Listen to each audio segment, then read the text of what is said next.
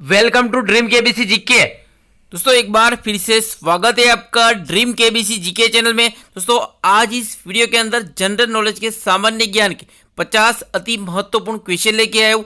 हमारा यह वीडियो आपको अच्छा लगता है, नॉलेजेबल लगता है, आपकी स्टडी में हेल्पफुल लगता है तो इसे लाइक कीजिए, शेयर कीजिए। और अभी तक आपने हमारा यह channel dream KBC GK channel subscribe नहीं किया है, आप हमारी चैनल पर नए हो तो दोस्तों आपको नम्र विनती रहेगी, आप नीचे रहे रेड कलर के सब्सक्राइब बटन को दबा दीजिए और बाजू में रहे बेल आइकन को दबा दीजिए ताकि आपको हमारे आने वाले ऐसे ही फुल्ली नॉलेजेबल वीडियो की नोटिफिकेशन मिलती रहेगी। दोस्तों यहाँ पे पूरे 50 क्वेश्चन कवर किए गए। मैंने यहाँ पे वही क्वेश्चन लिए जो आपकी एग्जाम के लिए मोस्ट इंपॉर्टेंट है। वीडियो अंत तक देखिए, अच्छा लगे तो लाइक जरूर करना। क्वेश्चन नंबर 1, भारत के सिलिकॉन वैली, अंतरिक्ष सिटी, विज्ञान शहर और गार्डन सिटी कौन से शहर के उपनाम है? तो किस शहर को कहा जाता है? तो इस क्वेश्चन का उत्तर बेंगलुरु। बेंगलुरु को भारत की सिलिकॉन वैली, अंतरिक्ष सिटी, विज्ञान शहर और गार्डन सिटी के नाम से जाना जाता है। और भारत के राज्य कर्नाटक की राजधानी है बेंगलुरु। भारत का तीसरा सबसे बड़ा शहर है बेंगलुरु। और बेंगलुरु की बात करें, बेंगलुरु में हमारा ISRO, Indian space research organisation का मुख्यालय भी है बेंगलुरु में। क्वेश्चन नंबर 2, बिहार के भागलपुर का उपनाम क्या है? तो इस क्वेश्चन का उत्तर है सिल्क सिटी। तो बिहार के भागलपुर को सिल्क सिटी के नाम से भी जाना जाता है। और हाल ही में बिहार के भागलपुर में कछुआ पुनर्वास केंद्र खोले जाने की घोषणा की गई है। और दुनिया में भारत का अपनी तरह का पहला कछुआ पुनर्वास केंद्र बिहार में स्थापित किया जाएगा, जहां घायल या बीमार कछुओं को स्वस्थ होने तक रखा जाएगा और स्वस्थ होने के बाद उन्हें उनके अधिवास में छोड़ दिया जाएगा। क्वेश्चन नंबर 3, पंजाब की सबसे लंबी नदी कौन सी है? अगर आपको पता हो तो इस क्वेश्चन का आंसर आप कमेंट भी कर सकते हो। तो इस क्वेश्चन का सतलुज नदी पंजाब की सबसे लंबी नदी है। क्वेश्चन नंबर 4, सतलुज नदी की सहायक नदियां कौन कौन सी है? तो इसकी बांसपाप, स्पीति, ब्यास सतलुज नदी की सहायक नदियां है। क्वेश्चन नंबर 5, प्रधानमंत्री स्वतंत्र दिवस के दिन किस किले से देश को संबोधित करते हैं? तो कहां से संबोधित करते हैं और झंडा लहराते हैं? इस क्वेश्चन का लाल किला। तो लाल किले की स्थापना किसने की थी? तो मुगल शासक शाहजहां ने करवाया था लाल किला और ताजमहल का निर्माण। तो प्रधानमंत्री स्वतंत्रता 15 अगस्त के दिन लाल किले से देश को संबोधित करते हैं और झंडा लहराते हैं। क्वेश्चन नंबर 6, 15वीं शताब्दी में ग्वालियर के किले का निर्माण किस शासक ने करवाया था? तो इस क्वेश्चन का राणा सिंह तोमर। तो राणा सिंह तोमर ने 15वीं शताब्दी में ग्वालियर के किले का निर्माण करवाया था। तो बहुत ही प्रसिद्ध है ग्वालियर का किला। क्वेश्चन नंबर 7, चित्तरंजन दास का उपनाम क्या है? तो देशबंधु। चित्तरंजन दास का उपनाम देशबंधु। देशबंधु किसे कहा जाता है? तो चित्तरंजन दास को कहा जाता है। तो चित्तरंजन दास एक महान स्वतंत्रता सेनानी, राजनीतिक, वकील और पत्रकार थे। उनको सम्मानपूर्वक देशबंधु कहा जाता था। एक महत्वपूर्ण राष्ट्रवादी नेता के साथ साथ वो एक सफल विधि शास्त्री भी थे। स्वाधीनता आंदोलन के दौरान उन्होंने अलीपुर षड्यंत्र कांड जो 1908 में हुआ था, अलीपुर षड्यंत्र कांड में के अभियुक्त अरविंद घोष का उन्होंने बचाव किया था चित्तरंजन दास ने। क्वेश्चन नंबर 8, पंजाब केसरी किसे कहा जाता है? पंजाब केसरी के नाम से किसे जाना जाता है? तो इस क्वेश्चन का लाला लाजपत राय। तो लाला लाजपत राय को पंजाब केसरी कहा जाता है। क्वेश्चन नंबर 9, मनुष्य बिना पानी के कितने दिन जी सकता है? तो इस क्वेश्चन का 7 दिन। मनुष्य बिना पानी के 7 दिन जी सकता है। क्वेश्चन नंबर 10, इतिहास का सबसे छोटा युद्ध किन दो देशों के बीच हुआ था? इतिहास का सबसे छोटा युद्ध कौन सा है और किन दो देशों के बीच हुआ था, कब हुआ था? तो इसके 1896 में इंग्लैंड और जांजीबार के बीच हुआ था। इतिहास का सबसे छोटा युद्ध था। Question number 11, Pakistani fast bowler Shoaib Akhtar की आत्मकथा का नाम क्या है? जो अपने टाइम पे दुनिया के सबसे फास्ट बॉलर थे शोएब अख्तर, इनका नाम को आपको जानते ही होंगे। तो इसके से कॉन्ट्रोवर्शियली योर्स शोएब अख्तर की आत्मकथा का नाम है। उनको रावलपिंडी एक्सप्रेस के नाम से जाना जाता। क्वेश्चन नंबर 10, डॉन सेंचुरी किस क्रिकेटर की आत्मकथा है? Don century. तो यहाँ पे आत्मकथा में नाम छुपा हुआ है। तो इस क्वेश्चन का डॉन ब्रैडमैन क्या नाम है जिन्होंने सचिन तेंदुलकर को मास्टर ब्लास्टर कहा था। क्वेश्चन नंबर 13, दक्षिण का ब्रिटेन किसे कहा जाता है? दक्षिण का ब्रिटेन किसे कहा जाता है? तो इस क्वेश्चन का उत्तर न्यूजीलैंड को दक्षिण का ब्रिटेन कहा जाता है। Question number 14, cockpit of Europe, cockpit of Europe किसे कहा जाता है? वेरी वेरी इंपॉर्टेंट क्वेश्चन है ये। तो इस क्वेश्चन का बेल्जियम को कॉकपिट ऑफ यूरोप कहा जाता है। बेल्जियम में है, यूरोप में है Belgium. Question number 15, Dilma Rousseff किस देश की प्रथम महिला राष्ट्रपति है? इस क्वेश्चन का ब्राजील की प्रथम महिला राष्ट्रपति है डोल्मा रूसेफ। इनका नाम आपको याद रखना है, very very important. Question number 6, Indonesia की प्रथम महिला राष्ट्रपति कौन है? तो इसके मेधावती इंडोनेशिया की प्रथम महिला राष्ट्रपति रह चुकी है। क्वेश्चन नंबर 17, हिंदी साहित्य इतिहास का प्रथम मार्क्सवादी ग्रंथकार कौन है? तो इसकी से रामविलास शर्मा। तो रामविलास शर्मा हिंदी साहित्य इतिहास के प्रथम मार्क्सवादी ग्रंथकार है। क्वेश्चन नंबर 18, खड़ी बोली की प्रथम गद्य रचना कौन सी है? तो इसकी से चंद छंद वर्णन की महिमा गंगकवि की है। खड़ी बोली की प्रथम गद्य रचना है। क्वेश्चन नंबर 19, 12वीं सदी के संस्कृत के प्रसिद्ध कवि श्रीहर्ष किसके दरबारी कवि थे? तो इस क्वेश्चन के बनारस एवं कन्नौज के गढ़वाल शासकों विजय चंद्र और जयचंद्र, बनारस और कन्नौज के गढ़वाल शासकों विजय चंद्र और जयचंद्र के दरबारी कवि थे श्रीहर्ष। क्वेश्चन नंबर 20, महाकवि पद्मगुप्त किस राजा के आश्रित कवि थे? इस क्वेश्चन के राजा मुंज के आश्रित कवि थे महाकवि पद्मगुप्त। इनका कार्यकाल ईस्वी से 977 से 978 तक का रहा था। क्वेश्चन नंबर 20, बैंकों का बैंक किस बैंक को कहा जाता है? तो इस क्वेश्चन का भारतीय रिजर्व बैंक को बैंकों का बैंक कहा जाता है।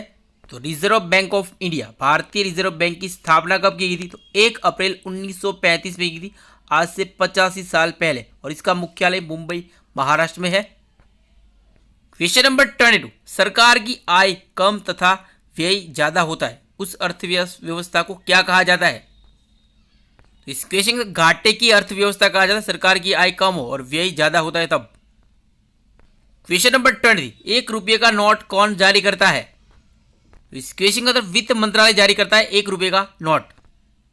क्वेश्चन नंबर 24, पहला पूर्ण भारतीय बैंक कौन सा है? तो इस क्वेश्चन का पंजाब नेशनल बैंक पहला पूर्ण भारतीय बैंक है। क्वेश्चन नंबर 25, दुनिया की सबसे पुरानी सभ्यता कौन सी मानी जाती है? तो इसकी से मेसोपोटामिया की सभ्यता दुनिया की सबसे पुरानी सभ्यता मानी जाती है। क्वेश्चन नंबर 26, आधुनिक चिकित्सा के पिता के रूप में किसे जाना जाता है? इस क्वेश्चन हिप्पोक्रेट्स। तो हिप्पोक्रेट्स को आधुनिक चिकित्सा के पिता के रूप में जाना जाता है। क्वेश्चन नंबर 27, उत्तरी ध्रुव की खोज किसने की थी? इस क्वेश्चन रॉबर्ट पियर ने की थी उत्तरी ध्रुव की खोज, और नॉर्थ पोल की खोज रॉबर्ट पियर ने की थी, और साउथ पोल दक्षिणी ध्रुव की खोज किसने की थी? रोल्ड एमंडसेन ने की थी। रोल्ड एमंडसेन जो अमेरिका के थे, समझ आते हैं। रोल्ड एमंडसेन नॉर्वे के थे। क्वेश्चन नंबर 28, वैज्ञानिक समाजवाद के संस्थापक के रूप में भी किसे जाना जाता है? वैज्ञानिक और समाजवाद के संस्थापक के रूप में किसे जाना जाता है? तो इस क्वेश्चन को कार्ल मार्क्स, एक वैज्ञानिक समाजवाद के संस्थापक के रूप में जाना जाता है। तो कार्ल मार्क्स का समयकाल 1818 से 1883 ईस्वी तक रहा है। तो वह जर्मन दार्शनिक, अर्थशास्त्री, इतिहासकार, राजनीति सिद्धांतकार, समाजशास्त्री, पत्रकार और वैज्ञानिक समाजवाद के प्रणेता थे कार्ल मार्क्स। और दास कैपिटल कार्ल मार्क्स की प्रसिद्ध रचना जो उन्होंने 1867 में प्रकाशित हुई थी। क्वेश्चन नंबर 10, डायनामाइट के आविष्कारक कौन है? तो इस क्वेश्चन अल्फ्रेड नोबेल डायनामाइट के आविष्कारक है। क्वेश्चन नंबर 30, समाजशास्त्र के जनक कौन थे? तो इस क्वेश्चन अगस्त कांटे। तो अगस्त कांट समाजशास्त्र के जनक थे। क्वेश्चन नंबर 31, एलोपैथी चिकित्सा के जनक कौन थे? तो इस क्वेश्चन हिप्पोक्रेट्स एलोपैथी चिकित्सा के जनक थे। Question number 32, WWW world wide web के जनक कौन थे? तो इसके टिम बर्नर और रॉबर्ट कैलियो टिम बर्नर थे वर्ल्ड वाइड वेब के जनक। क्वेश्चन नंबर 30, रिवॉल्वर के आविष्कारक कौन है? तो इस क्वेश्चन कहते हैं कॉल्ट रिवॉल्वर के आविष्कारक है। क्वेश्चन नंबर 34, रेबीज के टीके की खोजकर्ता कौन थे? इस क्वेश्चन लुई पाश्चर ने रेबीज के टीके की खोज की थी। क्वेश्चन नंबर 35, सामान्य ट्यूबलाइट में कौन सी गैस होती है? इसकी आर्गन के साथ मरकरी वेपर होता है सामान्य ट्यूबलाइट में। क्वेश्चन नंबर 36, केल्विन तापमापी में बर्फ का गलनांक क्या होता है? तो इसकी 0 डिग्री से केल्विन होता है। क्वेश्चन नंबर 37, कार के रेडिएटर का कार्य क्या होता है? तो इसके इंजन को ठंडा रखना होता है कार के रेडिएटर का कार्य। क्वेश्चन नंबर 30, किस रंग का अपवर्तनांक सबसे अधिक होता है? तो इसके बैंगनी रंग का अपवर्तनांक सबसे अधिक होता है। क्वेश्चन नंबर 30, रडार की कार्यप्रणाली किस सिद्धांत पर आधारित है? तो इसके रेडियो तरंगों का परावर्तन पर आधारित है रडार की कार्यप्रणाली। क्वेश्चन नंबर 40, लेसर किस सिद्धांत पर कार्य करती है? तो इसके विकिरण का उदीप्ति उत्सर्जन के सिद्धांत पर कार्य करती है laser.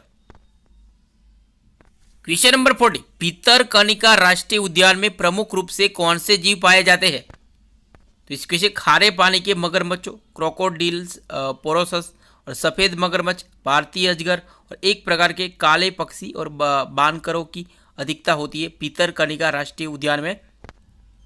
Question number 41, Nanda Devi राष्ट्रीय उद्यान किस राज्य में स्थित है? तो इस क्वेश्चन उत्तराखंड राज्य में स्थित है नंदा देवी राष्ट्रीय उद्यान। Question number 42, Hemis high altitude राष्ट्रीय उद्यान कहाँ स्थित है? तो इस क्वेश्चन पूर्वी लद्दाख क्षेत्र में है हेमिस हाई एल्टीट्यूड राष्ट्रीय उद्यान। क्वेश्चन नंबर 43, भारत में हिमालय के उत्तर में एकमात्र राष्ट्रीय उद्यान कौन सा है? तो इस क्वेश्चन का हेमिस राष्ट्रीय उद्यान है भारत में हिमालय के उत्तर में एकमात्र राष्ट्रीय उद्यान। क्वेश्चन नंबर 41, दक्षिण एशिया का सबसे बड़ा राष्ट्रीय उद्यान कौन सा है? तो इस क्वेश्चन हेमिस नेशनल पार्क दक्षिण एशिया का सबसे बड़ा राष्ट्रीय उद्यान है। चलते हैं अगले क्वेश्चन पे, यामा और निहारिका की लेखिका कौन है? तो इस क्वेश्चन का उत्तर महादेवी वर्मा यामा और निहारिका की लेखिका है, जिनको यामा के लिए उनको ज्ञानपीठ पुरस्कार से सम्मानित किया गया था महादेवी वर्मा को। क्वेश्चन नंबर 40, झांसी की रानी और मृगनयनी किसकी प्रसिद्ध रचनाएं है?